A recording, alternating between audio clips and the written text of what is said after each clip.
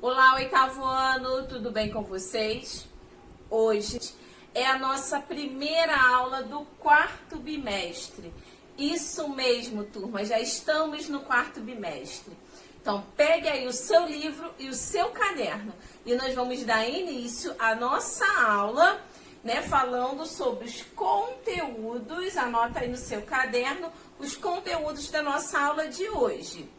Lembrando o quarto bimestre, hein, turma?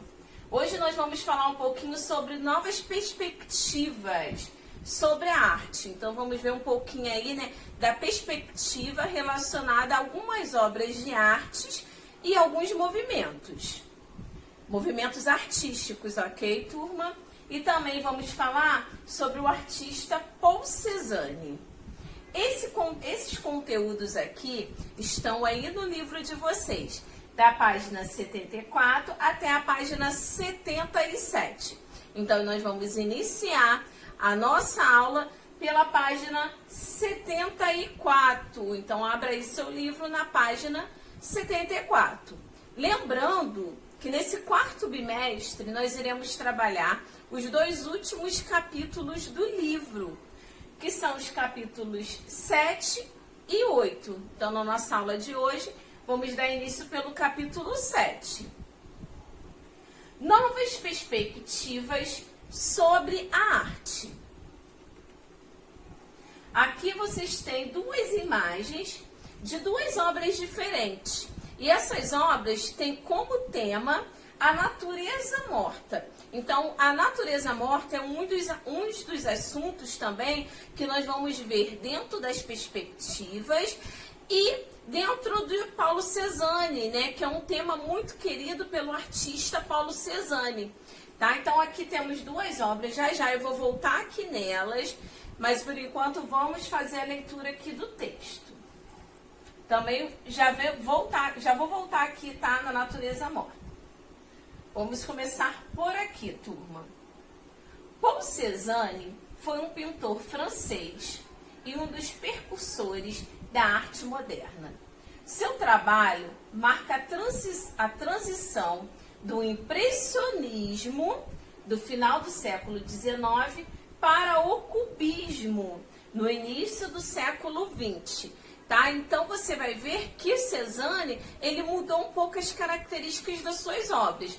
Primeiro, ele fazia as suas obras inspiradas no movimento impressionista e depois, já lá no início do século XX, as suas obras, suas pinturas eram todas inspiradas no movimento cubista.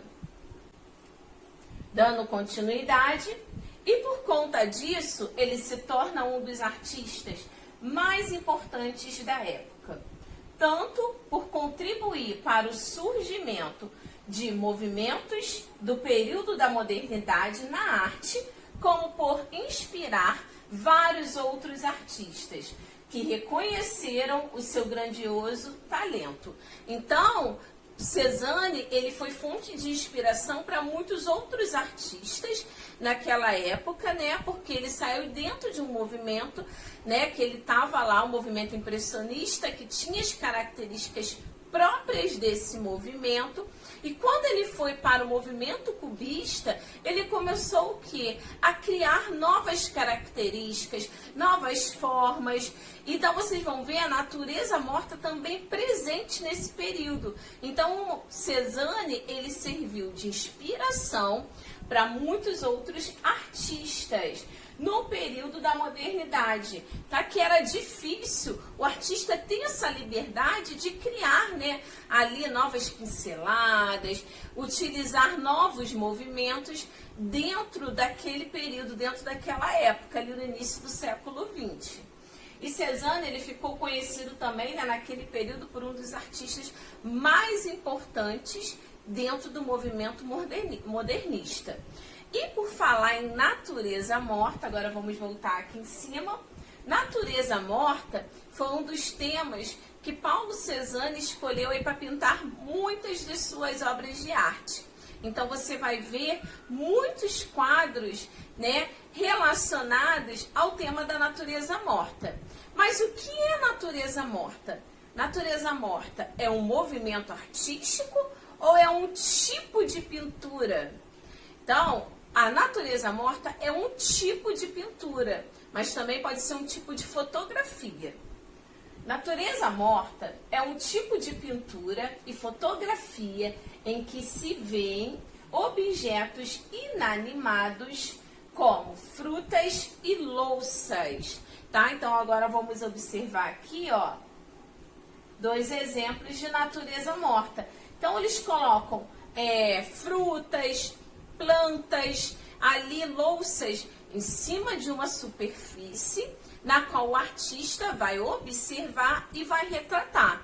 E a natureza morta, ela surge, né, dentro das escolas de arte também. Então, no início, dentro das aulas de observação, os professores costumavam pegar aí, né, frutas e colocar ali em cima de uma superfície e pedir para os alunos observarem. Aí que surgiu a natureza morta. Então, com o passar do tempo, o professor queria colocar um grau de dificuldade maior, então ele foi incluindo outros objetos, como talheres, louças, vasos, né, vasos com plantas. Isso tudo por conta das diferentes texturas, né, para trabalhar ali a iluminação, a questão da luz e da sombra dentro da pintura. Então foi aí que surgiu o tema natureza morta. Então natureza morta você consegue encontrar, ó, lembrando, objetos como frutas, louças, né? Objetos, não se esqueça, vou até voltar aqui, ó. Objetos inanimados, tá? Como louças e frutas. Então vamos observar aqui em cima dois exemplos de natureza morta pintada pelo artista Paul Cézanne. Então aqui, ó, você consegue ver os elementos compondo aqui essas duas obras de arte. Agora, turma, dando continuidade, vamos observar mais algumas pinturas com o tema natureza morta. Então aqui você consegue ver, ó, o copo presente, dois talheres e também as frutas. E aqui, ó, a caneca ali presente nessa obra de natureza morta.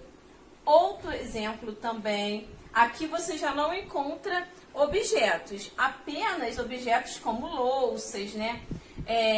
Talheres, aqui vocês conseguem encontrar mesmo só elementos da natureza. E nessa última aqui também, mais um exemplo, essa natureza morta. Então você consegue ver aqui, ó, o uso das cores. É bem real. Se você observar essa pintura aqui, a princípio, se você olhar assim, no primeiro momento parece até uma fotografia, né? Mas é uma pintura. Muito bem feita, por sinal. Agora, dando continuidade, página 75. Deixa eu confirmar aqui se é página 75. Sim, página 75, turma. Então, os quadros de Cézanne trazem como fortes características a valorização do uso da cor, a variação do uso da sombra e da luz, além da inovação no uso da perspectiva. Então, marque aí no seu livro as características das obras de Cézanne. Então, vou relembrar, ó. Fortes características, né? Como a valorização do uso da cor, valorizando a cor ali em suas obras. Ele usa, né, ali a sombra e a luz, a variação entre sombra e luz. Então você consegue até ver aqui, ó, a luz se fazendo presente e já aqui atrás a sombra também. E o uso da perspectiva. Já já vamos falar bastante sobre perspectiva. Dando continuidade, turma, outra característica que se faz presente em grande parte de suas obras foi a utilização de motivos simples, na qual teve lugar a natureza morta. A expressão natureza morta teria surgido no século XVII e se refere a representações artísticas que possuem como tema central tá? Lembrando aí, ó, quais as características aí do gênero natureza morta? Objetos inanimados, como frutas, móveis, instrumentos e etc. Normalmente relacionados à vida pessoal. Agora, observe a pintura ao lado. Escreva em seu caderno por que ela se enquadra no gênero natureza morta. Agora que vocês já aprenderam, né, quais as características desse gênero, desse tipo de pintura, você irá escrever aí no seu caderno porque essa obra aqui, ela se enquadra no gênero natureza morta. Então, vamos fazer uma leitura de imagem. Essa obra aqui, né, ela é uma natureza morta, não é do artista Cezanne, e sim da artista Anita Malfatti, que também gostava muito de pintar aí a natureza morta, né, ter como tema natureza morta. E esse quadro aqui tem por título Aquarela sobre Papel. Então, responda aí essa questão aqui no seu caderno. Aqui no livro não tem espaço. Dando continuidade sobre o tema penso. Quando observo as imagens da natureza, o que mais me chama a atenção é o que te chama a atenção quando você observa imagens da natureza, tá? Igual essa pintura aqui, ó, que nós temos aqui do lado. O que te chama a atenção, né? É as cores, são as características, é a questão da luz e da sombra. O que te chama mais a atenção? Anota aqui e eu vou querer saber dessa questão aqui no nosso próximo encontro do Zoom, ok, turma? Agora, dando continuidade, nós vamos assistir juntos um pequeno vídeo que fala um pouquinho de algumas obras de Cezanne. E eu quero que vocês observem, né, que ali vocês vão ver vários exemplos de natureza morta. Então, aqui está o link e nós vamos assistir juntos.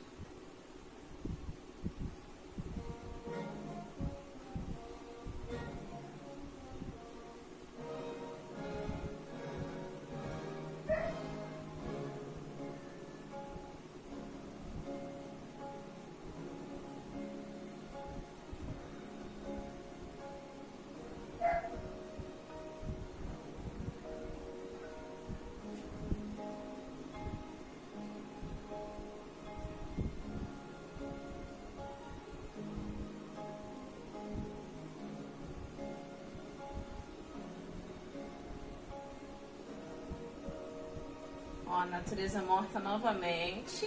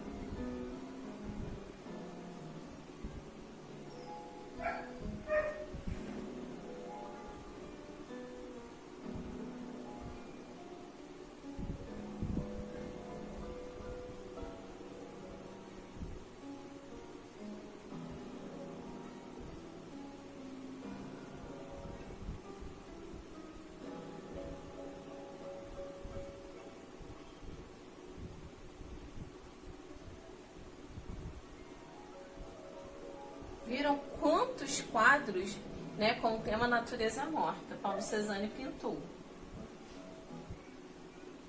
Dando continuidade agora, página 76. Observe de seu jardim ou janela de casa a natureza em volta do local onde você mora. Se por um acaso não tiver nenhuma natureza aí próxima da sua casa, você vai até a casa de algum parente seu para você conseguir observar. Combinado, turma? Com atenção, perceba os sons, as cores, as formas e os cheiros que fazem parte do local.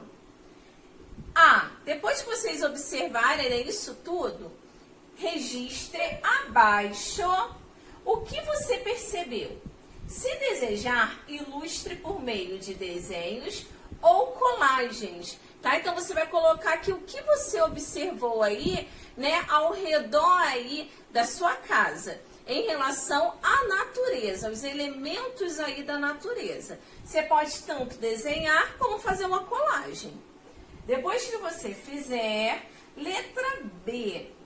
Você sentiu falta de algum elemento enquanto observava? O quê? Então, você sentiu a falta de algum elemento da natureza aí? Né? Se sentiu, sim. E qual elemento foi esse? Letra C. Você sentiu que algum elemento está existindo em excesso ao redor da sua casa? Qual? Se sim, qual o elemento aqui que você acha que está em excesso aí ao redor da sua casa? Ou do lugar que você está observando próximo da sua casa? E letra D, você tem contato com a natureza com que frequência em sua vida? Então fala aí, qual é o contato? Eu particularmente aqui em casa não tenho nenhuma árvore, apenas tenho uma pequena horta, né, que foi feita aqui num espaço, num pequeno espaço aqui na minha varanda. Então esse é o contato que eu tenho com a natureza aqui na minha vida. Mas durante a minha infância eu tive muito contato, porque no quintal, né, da minha mãe e do meu pai tem muitas árvores. Então eu tinha esse contato ali bem próximo da natureza. Hoje em dia o contato é um pouco menor. E você? Eu vou querer saber também no encontro do Zoom, nosso encontro do Zoom. Mas eu também quero que você responda aqui no livro. E agora a página 77, para nós finalizarmos a nossa aula de hoje. Nós vamos falar, né, começar a falar um pouquinho sobre perspectiva. E na nossa próxima aula, semana que vem, nós vamos falar bastante a respeito da perspectiva, de como ela é utilizada dentro das obras de arte, dentro dos quadros. Como que o artista faz, né, para colocar a perspectiva, a profundidade aí dentro das suas telas. Quando estamos observando uma situação, é interessante entendermos de que perspectiva estamos vendo. Perspectiva é o ponto de vista a qual estamos olhando.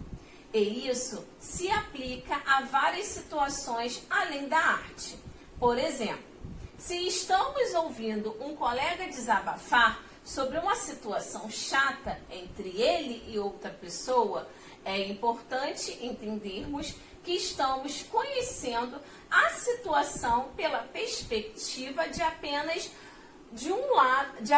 um lado da história. Então a perspectiva, né, vocês viram, ela está presente aí no nosso dia a dia, como vocês viram nesse exemplo, mas também é um ponto de vista que nós vemos algumas obras de arte. Então semana que vem nós vamos falar bastante sobre perspectiva, como eu falei antes. Tá? E antes vamos observar essa imagem aqui, na qual vocês vão entender um pouquinho melhor na próxima semana sobre a perspectiva presente aqui, né? Que ela vai estar presente bem aqui no fundo através de um ponto de fuga. Então encerramos aqui hoje, turma, a nossa aula e semana que vem nós vamos nos aprofundar um pouco mais nesse conteúdo. Faça todas as atividades com muita atenção, muito capricho e muita dedicação, hein? Nos vemos na próxima semana. Fiquem com Deus. Uma terça-feira abençoada. Tchau, tchau.